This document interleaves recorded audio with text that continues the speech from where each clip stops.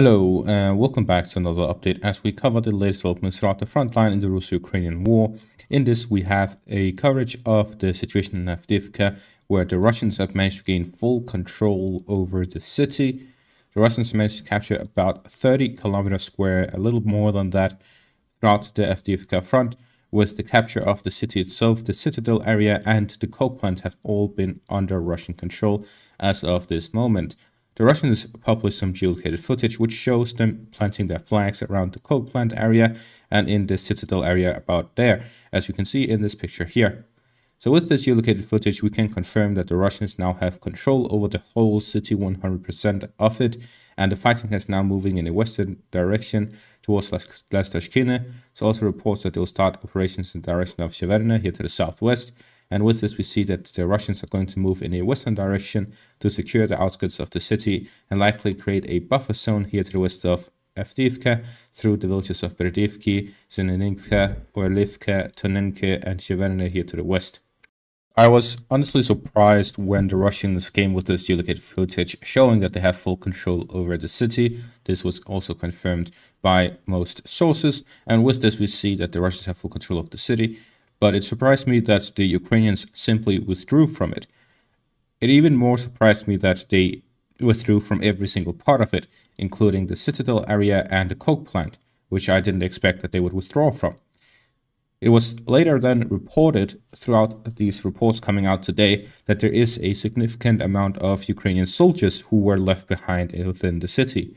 Some sources claim around 1,000, others claim less than that, others claim more than that. What the real number is, I'm not really sure.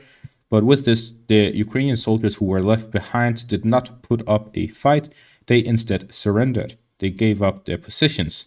This is why the Russians took control over the whole area, despite it only being one day. The Ukrainians didn't mind, they didn't fight while withdrawing, they didn't do any of that. Instead, they just simply withdrew and gave up the city, and the ones who were left behind surrendered. With the full control of Avdiivka under the Russian hands, we'll see that the front line will instantly move here to the west towards Severna, Tonenke, and so on, here to the western buffer zone. And then the Russians will likely continue along the railways that move through the northern parts, capture Novokalinove and this road intersecting the two highways between the east and the railways to the west, and create this sort of buffer zone to the north as well, and then create a front line that moves along the river lines. So this will likely be the goal of the Russians to gain control over this area. So this will be a two-stage operation. The first stage includes the northern and western parts, and the second stage includes this further to the west.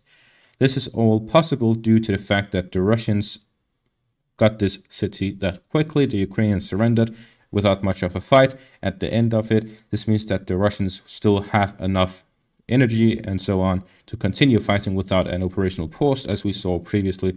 Whenever the Russians would capture an area, they would do an operational pause. However, the main reason for that, despite the differences in situations and so on, is that the Russians now have a significant amount of manpower. The reported 600,000 troops on the Russian side allows them to continue this fight even after months of fighting. This means that they simply rotate units out whenever they get tired. As such, the Russians are able to continue their operations without holding these operational pauses, which we saw when the Russian army was 200,000 or less at the front line. The current situation at the front line also allows the Russians to start moving in a northern direction from Avdiivka. Combining that with the operations here to the west of Bakhmut, the Russians could start the operation towards Konstantinivka from both of the directions of Bakhmut and Avdiivka. This is a golden opportunity by the Russians to attack in the direction of the Sloviansk-Konstantinivka line and have two positions in opposite directions, being able to flank the city of Konstantinivka from two directions.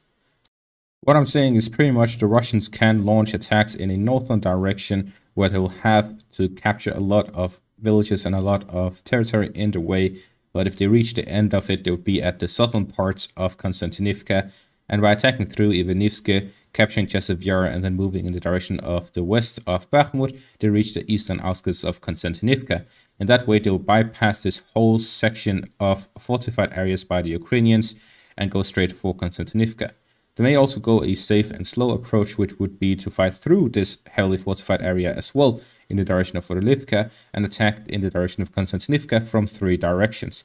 Either way, there is an opportunity by the Russians to attack Konstantinivka from multiple directions, which would significantly improve their chances of taking control over the city. As such, the capture of Avdiivka is strategically important in relation to this. There's also the fact that the city of Pokrovsk here to the west, which is the main supply hub of the Donetsk region, allows the Russians to then push in a western direction towards that city and eventually be able to attack the main supply hub. So there's also an interest in the Russians moving in the western direction. This is why I say that the Russians will likely look to increase their zone of control west of Avdiivka to also include this river line here and the railway that goes to the north, as would likely want to follow the railway all the way to Pokrovsk. Moving on from the Avdiivka front, we have these reports from the Novelsk direction, where the Russians have advanced slightly in the direction of the village. As we see, fighting continues in the direction of Pervomaiska, and there's been steady Russian advances throughout the months of January and now February. And with this, the Russians are also getting closer to Novelsk, which would signify that their operations towards the southern parts of this river line here, going in the western direction of Avdiivka, which would improve their positions to take the river line here to the north and allow the Russians to continue pushing in the westward direction, is progressing with the advance towards Novelsk and Pervomaisk. Moving further south in the direction of the south of Marinka, here in the direction of Pobieda, there has recently, in the past few days, been fights around the village of Pobieda, and in this we have some FAB 500 craters. Some of these FAB 500 craters are no longer empty because, as you see in this picture here, which was also geolocated, a Leopard 2 tank by the Ukrainians drove into one of these FAB 500 craters and was stuck. As such, the crew abandoned the vehicle. It was located here to the south of Pobieda, and with this we see that the Russians are very close to a Leopard tank. If the Russians manage to capture the village of Pobieda, they can get yet another Leopard tank captured. Moving further south in the direction of Novomikhailivka, we see that there are operations here as well. The Russians managed to capture the forest line here and move in the western direction, where fighting was geolocated here to the north of Novomikhailivka. Fighting continues within the town as the Russians continue pressing westwards and the Ukrainians hold their lines and do not retreat from this section of the front line. So it's not like there's a general switch in the Ukrainian battle structure where they'll start retreating. Instead, it was a one-off. Now, to answer the question as to why did Ukrainians withdraw from Avdiivka, why did they surrender the city, why did they pull out of everything, including the coke plant and the citadel area? It is reported by the Ukrainians a lot today, as well as the Russian sources throughout Telegram and other sources, that the Russians have concentrated a significant amount of troops here by the Robotyne section of the Zaporizhzhia front and all throughout the Zaporizhzhia front. And with these reports, we can guess that the Russians will likely launch some sort of operation here in the direction of the Zaporizhzhia front. I did mention this in a previous video. However, today the echoes of those reports have been very loud. There's also been reports so far unconfirmed that the Russians have launched an armored assault in the direction of Robotyne. If these reports are correct, then the Russians are looking to start an offensive operation in the direction of Zaporizhzhia. It is reported that this concentration of Russian soldiers in the Zaporizhzhia front is much larger than that of the Avdiivka front, and it is overshadowing the concentration at the Luhansk front. This means at least 100,000 troops.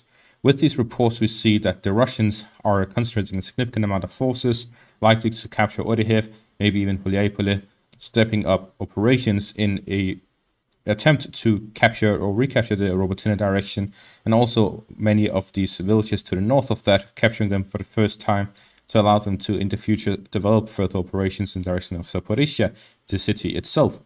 So with this, we see that there are significant developments here. The Ukrainians do not afford fighting over Avdiivka if there is a threat to the city of Zaporizhzhia. As such, the Ukrainians are redirecting their forces from the Avdiivka direction to the south to hurry up and protect the Zaporizhzhia front before the Russians launched their offensive.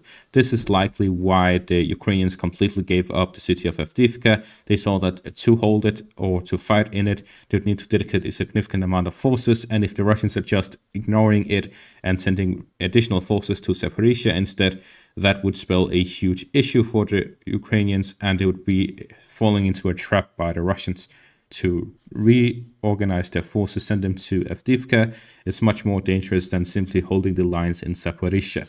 So that is pretty much the main reason why the Ukrainians likely surrendered the city of Avdiivka and withdrew from it, despite having to leave some soldiers behind, which was even reported by a Ukrainian commander, the commander of the Ukrainian Tavria group, the Alexander Tarnevsky of the Ukrainian Armed Forces. So this commander says that the Ukrainians had to leave some soldiers behind and they told them to surrender instead of putting up a fight so that they could survive. And that is going to be all for this update. Thank you all for watching and have a great day.